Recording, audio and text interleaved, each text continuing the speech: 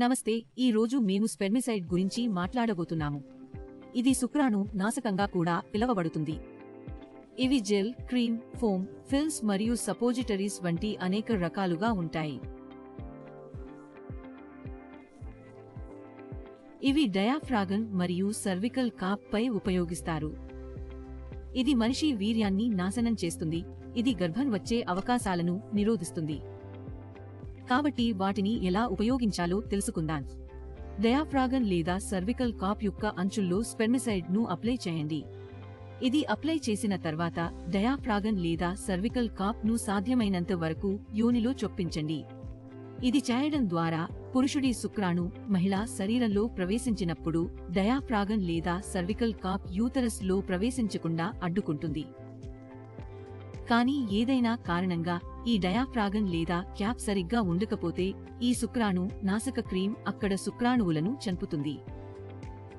ఈ విధంగా ఇది డబుల్ రక్షణగా పనిచేస్తుంది.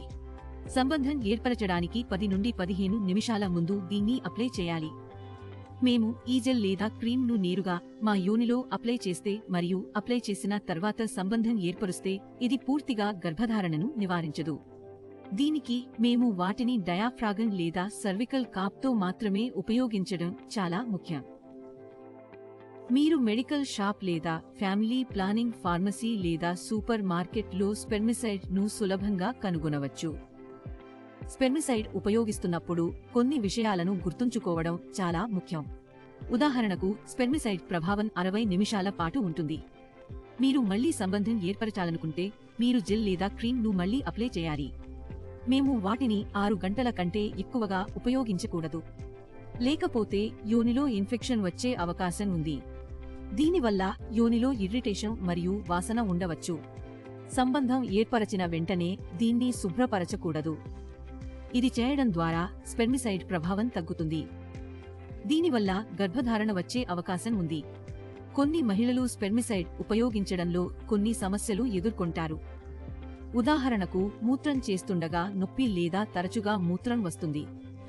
సంబంధం ఏర్పరచేటప్పుడు నొప్పి, యోనిలో శీవం, కిందటి పొట్టలో నొప్పి, లేకపోతే జ్వరం. ఈ అన్ని సమస్యలు సంభవించవచ్చు. ఇది జరిగితే మేము డాక్టర్ను సంప్రదించాలి.